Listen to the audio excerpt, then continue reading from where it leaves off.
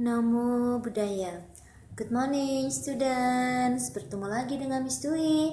Hari ini kita akan belajar mengenai menolong dengan bijak.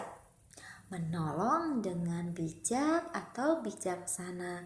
Bijaksana ini mengerti mana yang baik dan mana yang buruk, ya.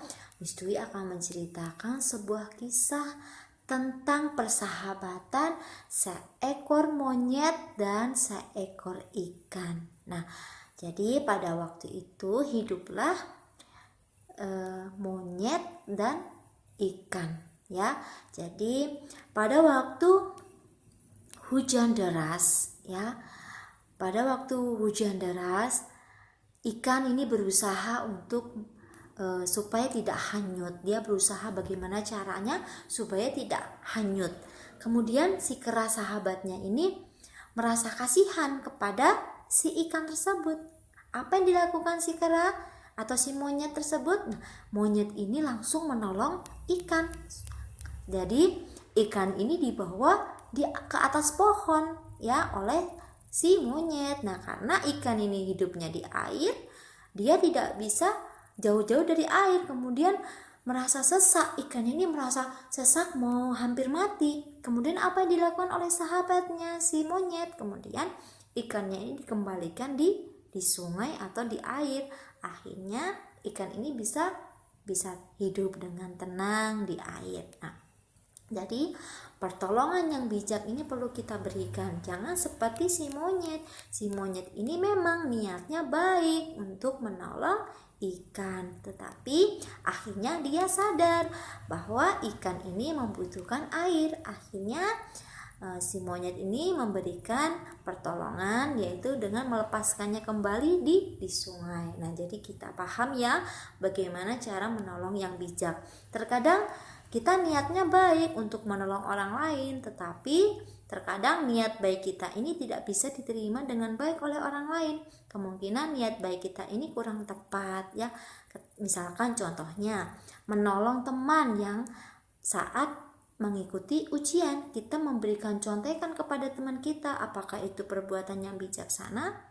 Tentu bukan perbuatan yang bijaksana. Kenapa, Miss Dwi? Iya, karena kalau kita memberikan contekan kepada teman saat ujian, berarti kita mengajarkan teman kita untuk tidak jujur, untuk tidak bisa menyelesaikan tugasnya sendiri. Kita tidak mau teman kita ini menjadi anak yang rajin. Kita membiarkannya menjadi orang yang malas, hanya meminta jawaban kita. Kemudian, apakah kita tidak harus memberikan contekan, Miss Dwi? Iya, ketika ujian kita jangan berikan contekan. Nah, tetapi pada waktu saat belajar teman kita tidak bisa, kita bisa mengajarkan, kita bisa memberikan penjelasan bagaimana caranya supaya bisa mengerjakan latihan dengan baik dan benar. Jadi teman kita ini akan percaya diri ketika nantinya akan mengikuti ujian, dia tidak bertanya-tanya lagi kepada kita, dia sudah mampu untuk mengerjakannya sendiri, ya. Jadi kita harus bijaksana dalam membantu orang lain, membantu teman kita yang membutuhkan pertolongan kita. Kita boleh membantu, nak, betul, kita boleh membantu teman kita, tetapi harus di saat yang tepat, ya.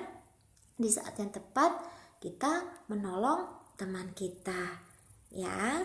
Harus bijaksana. Ketika orang tua kita kesusahan, kita harus sigap cepat menolongnya. Kita harus bijaksana. Jangan orang tua kita sibuk, kita malah santai-santai, pura-pura tidak tahu. Ini tidak bijaksana namanya. Jadi menjadi orang yang bijaksana itu sangat penting. Kenapa, Miss Dwi? Iya, karena kita ini dibutuhkan oleh orang lain, nak. Kita juga butuh orang lain. Jadi kita harus membantu orang lain, karena suatu saat kita akan membutuhkan pertolongan orang lain. Jadi menolonglah dengan bijaksana. Jangan terlalu pelit dan jangan terlalu baik juga. Jadi kalaupun mau menjadi orang baik, ya kita harus tahu apakah yang saya lakukan ini baik atau tidak, ataukah mencelakakan orang lain atau tidak. Kita harus berpikir dulu, ya. Nah, jadi Kita harus menjadi orang yang bijaksana, tahu kapan kita harus menolong, kapan kita harus memberikan nasihat, dan kapan kita harus bersikap jujur, apalagi saat ujian berlangsung ya. Jadi inilah materi kita pada hari ini, dan semoga kita bisa mempraktikkan cara menolong yang bijaksana. Sabi sata bahwa untuk sekitar, semoga semua makhluk hidup berbahagia. Sadu, sadu, sadu, namo buddhaya.